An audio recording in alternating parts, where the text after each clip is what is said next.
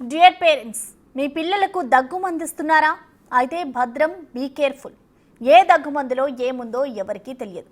Cough సిరప్పే అనుకొని లైట్గా తీసుకుంటే ప్రాణాలే పోయే ప్రమాదం ఉంది. దగ్గు మందు ప్రాణాలు తీస్తోంది. ఒక్కరు కాదు, ఇద్దరు కాదు, ఏకంగా 11 మంది చిన్నారులు మరణించడం సంచలనంగా మారింది. దగ్గుమందు సిరప్లతో మధ్యప్రదేశ్, మహారాష్ట్ర రాష్ట్రాల్లో 11 మంది చిన్నారులు మృతి చెందడంతో కేంద్రం అలర్ట్ అయింది. ఈ క్రమంలోనే వారికి ఇచ్చిన దగ్గు సిరప్ నమూనాల్లో ఎలాంటి విష రసాయనాలు లేవని స్పష్టం చేసింది. ఈ మరణాల వెనుక గల కారణాలపై దర్యాప్తు చేస్తోంది.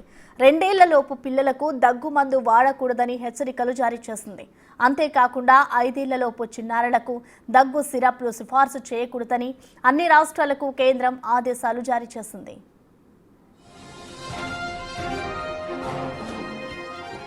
దగ్గుమందు తాగిన తర్వాత కిడ్నీలు ఫెయిల్ అయి మధ్యప్రదేశ్లోని చింద్వారా జిల్లాలో దాదాపు 9 మంది ప్రాణాలు కోల్పోయారు.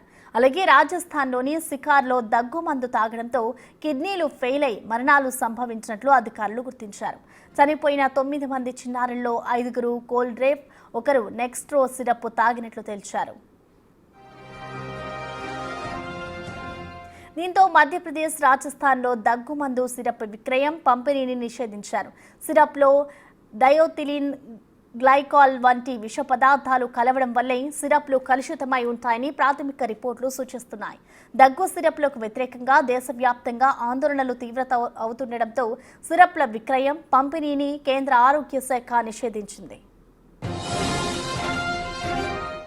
దేశవ్యాప్తంగా చిన్నారుల మరణాల కలకలం రేపడంతో కేంద్ర ఆరోగ్య మంత్రిత్వ శాఖ కూడా రంగంలోకి దిగింది. 2 ఏళ్లలోపు పిల్లలకు ఎలాంటి దగ్గు, జలుబు మందులను సూచించవద్దని కీలక మార్గదర్శకాలు జారీ చేసింది. ల్యాబ్ నివేదికలు వెలువడేంత వరకు కోల్డ్ డ్రేప్ సిరప్ ఉత్పత్తిని పూర్తిగా నిలిపివేయాలని కంపెనీని ఆదేశించినట్లు అధికారులు తెలిపారు.